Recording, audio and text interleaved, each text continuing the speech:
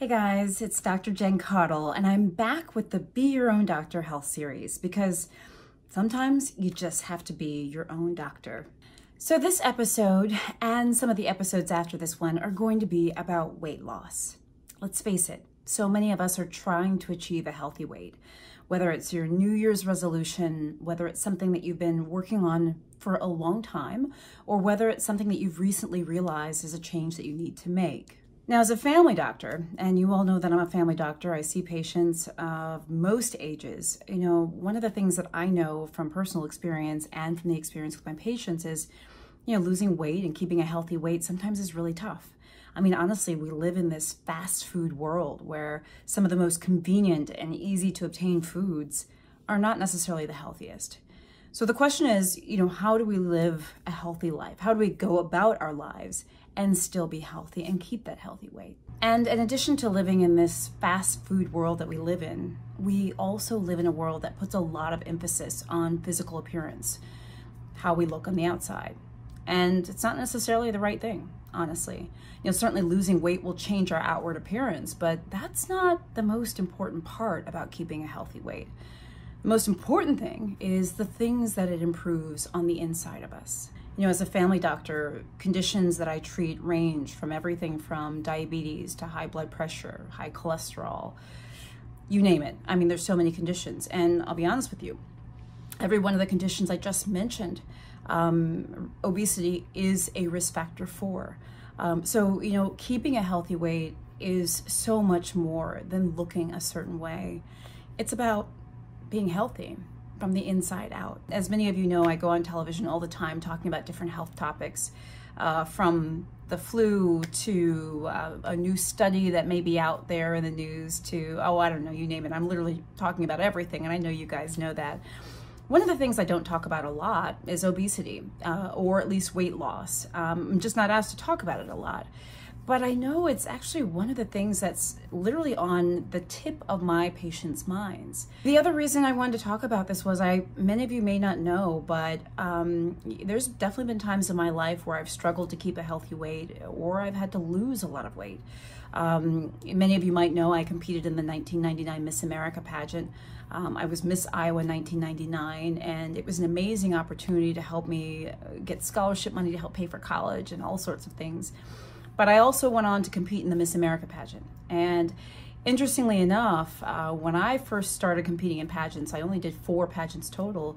I had many of the components, the interview skills, I had a talent for the talent portion, but I had to lose a lot of weight.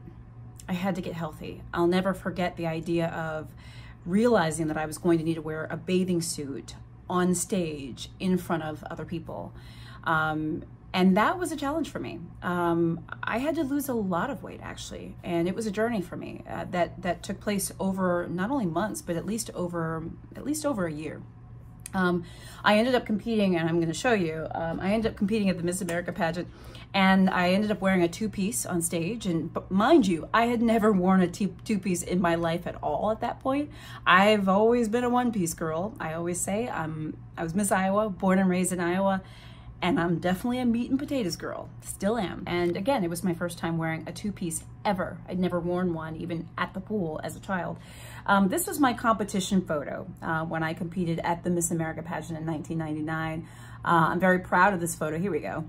Very proud of this photo, but as you can see, look, I mean, you can probably guess, I was still not the skinniest girl on stage by any means, but I was really, really proud of how far I'd come. And I was really proud of how much healthier I'd gotten.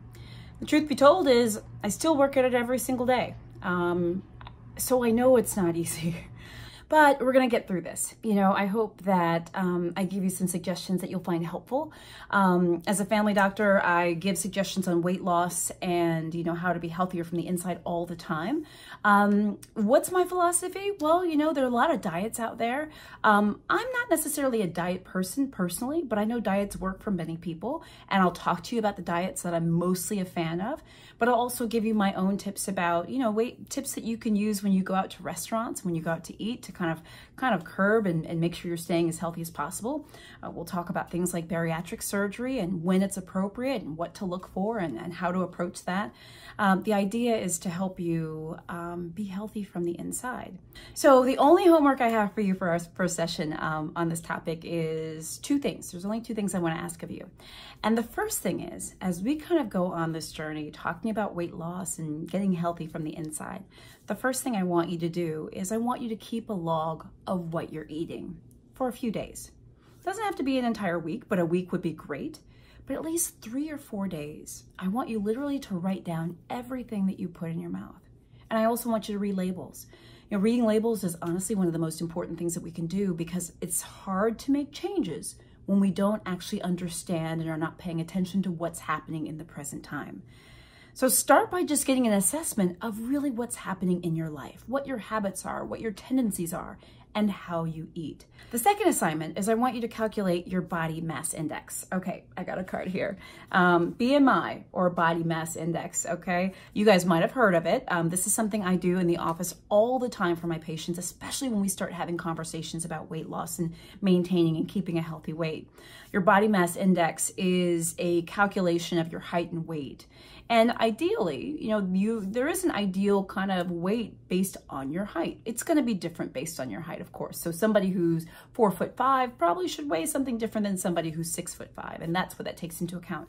One thing I will say is that if you have a lot of muscle mass on you, the body mass index calculation is not the most accurate, okay? So keep that in mind. But all you got to do is Google BMI calculator. And what I want you to do is put in your height and your weight and just do it on Google, and you can see what your number is. And that number will let you know if you're in a normal weight, if you're overweight, if you're obese, or beyond. So these are the only two things I really want you to do. We're just talking about assessment here. So the most important thing is to not beat up on yourself. Be good to yourself. Understand that you're human.